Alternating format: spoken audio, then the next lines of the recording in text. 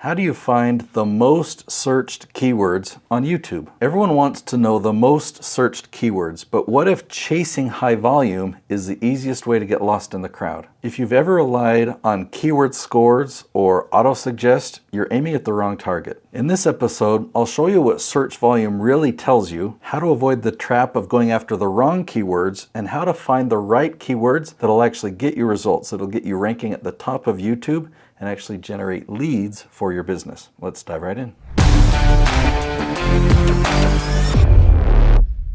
Let's start out by answering the big question. Is the most searched keyword the best one to target? Well, if that's the approach you take, you will not succeed. You will not rank for it. Your videos will not show up in YouTube search. But isn't that the goal? Isn't that what we want? And the answer is yes, but there's a path that you need to take to get there. And if you start with the most searched phrase, you will fail. But if you start with the least searched phrase that still has consistent search volume every month, and you can dominate there, then you can go more competitive, and then more competitive, and more competitive, and eventually you'll rank for the highest volume of searches. Does YouTube tell you how many people search each keyword? Inside of YouTube and inside the Creator Studio, YouTube gives us tons of data. The YouTube analytics is amazing.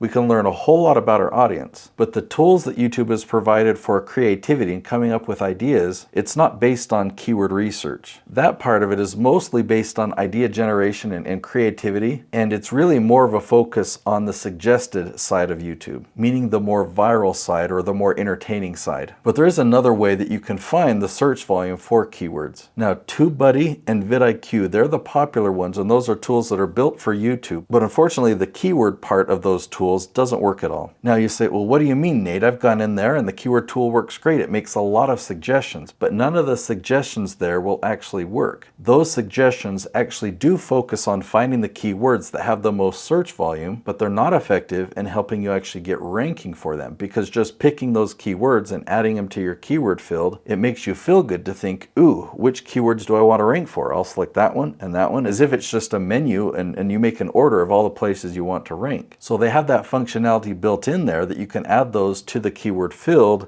but that will not help your video rank anywhere. Let me demonstrate this tool. This is called the Keyword Magic Tool, and let's pick a new topic. Let's talk about discipline teenager.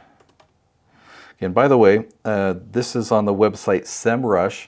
You can get a free trial of this tool that'll last a full 2 weeks if you go to herokeywordtool.com. So if I hit search, you're going to see a lot of keywords, and the shorter ones that you see here are going to be similar to what you'll find on TubeBuddy and vidIQ. Those tools don't focus on the search volume, but they also don't have these features of, I want to filter out everything that's not a question in the beginning, and I want way more words. Search engines have gotten way better to where if I go up to 8 or more words, then I'm going to find really specific questions, and these are questions that I can rank for at the top of YouTube really fast.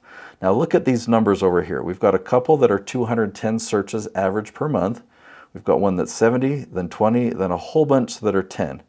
Guess where I'm going to recommend that you start? Not the 210. Save those for later. Okay, so scroll down here and find all these questions. How to teach self-discipline to a teenager, or how to teach a teenager respect and discipline, or how to discipline a teenager that can't stop making bad choices, how to discipline an out-of-control teenager. There's subtle nuances, but every one that I've just mentioned could be a different episode. And if you post those episodes to YouTube and you have good content, those videos will rank at the top of YouTube. You will dominate those questions. And the more of the low-hanging fruit that you can dominate, then when you come back and you want to make this episode that has 210 searches per month, you'll actually have a chance of ranking for that. And then when I turn off the word count filter, you'll find more phrases here that have higher search volume, and you can go after those as well and actually have a chance of ranking for those. If it shows up in YouTube autosuggest, does that mean it's highly searched? Well, the YouTube autosuggest or autocomplete is a handy feature. It can help you be creative and come up with ideas, but let me show you its limitations. So if I type in discipline teenager here, it actually doesn't show me anything. So I've got to delete the word teenager, and there's a discipline TED Talk or discipline tips or toddler or techniques. So, let me click on discipline techniques. Then if I come back in and I want to add more, It's super nanny discipline techniques, toddler discipline techniques. So it's a way of being creative, but it's not specific enough, and it's not pulling up questions. The questions are going to pull in the right people who are searching for your expertise. We're using this for lead generation, and we want as many words as possible so that you can actually achieve the highest ranking. We want you ranking number 1. Now, eventually, you will rank for the competitive stuff like this. And just to give you some credibility so you know that I know what I'm talking about, let me show you a few examples. If I type in disciplined teenager, look who's ranking at the top. This is Nicolene Peck, but look at the title of her video. It's how to discipline a teenager who doesn't care about consequences. So she's not ranking at the top of this 2-word search because of this one video. We got this one video ranking for that really specific question. Now, believe it or not, that 10-word question has consistent search volume every month. But then Nicolene made another episode answering another specific question about disciplined teenager, and a 3rd video, and a 4th video, and a 5th video, and a 6th video, and a 10th video, and a 20th video. I think there's somewhere between 20 and 30 questions that we found, and she's made videos for all of them. So now she dominates for disciplined teenager. Let me show you another example. So you can do this as well. If you go to YouTube and you type in become politician, notice we find Jay Townsend ranking right at the top.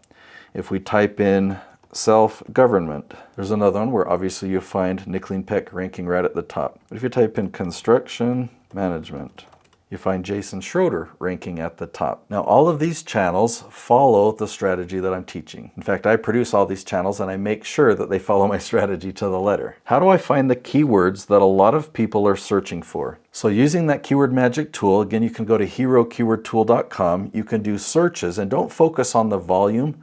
Focus on the variety of questions, and that there's at least a consistent amount of traffic each month. As long as there's at least 10 searches per month, that is gold for you, because those 10 people are actively searching for your expertise, and 10 views can easily result in a lead. What tools can I use to see search volume on YouTube? Now, the tool that I recommended, that actually applies to all search engines, whether Google or YouTube. But I want to paint the picture for you here, because when I talk about ranking at the top of YouTube, those videos are ranking at the top of Google too. Google owns YouTube, and I can actually show you this. So I just signed into Jason Schroeder's channel. Let me go into the Creator Studio, or now called just YouTube Studio. We're going to go to Analytics. We're then going to click on Advanced Mode, go to Traffic Source, and you see all the different sources of traffic. So YouTube search is number 1. In the last 28 days, we've had 35,000 views from search. Look down here at external. What is this 12,300 views? Okay, if I click on external, look who's at the top. 7,700 views from Google search. So instead of focusing on, am I doing Google keyword research or am I doing YouTube keyword research, I've actually had people now start to find me on AI tools. So you create content based on what people are searching for, regardless of the search engine. If you find these questions that have consistent search volume, you can create that content on YouTube, and you'll show up at the top of YouTube for those, but you'll also show up at the top of Google and now on AI search engines. Can I trust vidIQ or TubeBuddy's keyword score? It's not that the scores are lying to you, it's just that they're misleading. What the score represents is they have a checklist of items, and the more of those items you've completed, the higher your score will be. So if you complete their checklist, then you can have a score of 100. What's misleading about that is their checklist does nothing. Here's an example. If I go to YouTube and I type in how to discipline a child that lies and steals, I find Nicolene Peck at the top. Now this video was posted just 7 days ago and it's had 821 views, but notice the score that vidIQ is giving this video. A score of 32 out of 100. So I didn't do anything to pay attention to what vidIQ said I should do, which is old website SEO from 20 years ago. I did the modern SEO, the SEO that I'm teaching you here today, and that's what got this video ranking #1 on YouTube. So I would completely ignore the scores that vidIQ and TubeBuddy tools give you. How do I know if a keyword is too competitive? A lot of the tools, including the Hero keyword tool that I recommend, the Keyword Magic tool, even these tools have a competition score, but I don't pay attention to that. Instead, it's way more simple. I put my strategy together and organize my keywords or my titles or my questions according to the number of words, and second by the search volume. Let me show you. This is the spreadsheet that I used for Jay Townsend that we used together And he is dominating YouTube all over the place for phrases like become a politician or how to win an election or how to run for office. But just the other day, I did keyword research for him and we found a new branch, political strategy. And we checked, and the yeses mean that he has got a lot of traction. He is ranking at the top for a lot of these, but for him, it's pretty uncommon to find a no. And so in this branch, which is a big one, we did find a lot of no's. Now you'll notice on the left here, this column that's got this color code. The phrase at the top, that one has 9 words. Then we get to 8 words, then 7. And I've organized it this way because we want to start with the phrases that have the most words. And then over here we can see the search volume. There's this one right here that's a 6-word question that has 480 searches a month. We would skip that in the beginning. So we're going to start with all of these, and then do all of these, and then do all of these. And as we start to get traction, then we'll go back and we'll probably film this one right here. And then we'll go back and film that one right there. But then we're going to continue down the list, and eventually we'll get to the point where you can type in this 2-word phrase and Jay will rank at the top for that as well. If 2 keywords have similar volume, how do I pick one? Well, if both of them are pretty much the same question, just pick the one that you like the wording the best. But if the 2 questions have the same search volume, but they're actually different questions, I would make 2 different episodes. Now, we've covered a lot. You probably feel quite full now, but guess what? You want to come back. I'm going to link to a video right here. It's called my YouTube SEO full course. I've gone through sequential, step-by-step, how you can do the keyword research and how you can find the questions that your target audience is asking, how to make the right videos, and how to post them so that they'll post at the top of YouTube immediately. That video is a bit longer, so go pop some popcorn, be prepared to watch a 40-minute episode where you're going to learn the entire strategy and you'll be able to get the same results that I've shown you here.